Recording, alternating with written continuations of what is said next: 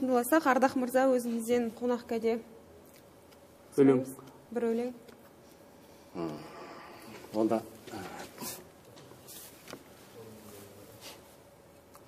Жасауай кесенесі деген бір өлең оқып берейін.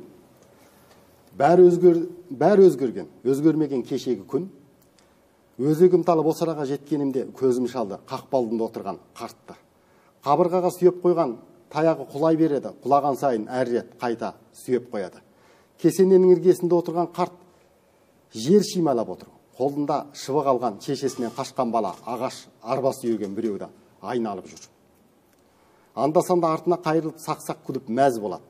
Аулаға кіріп қайта шыққанымда кезіктіре алмадым қартты.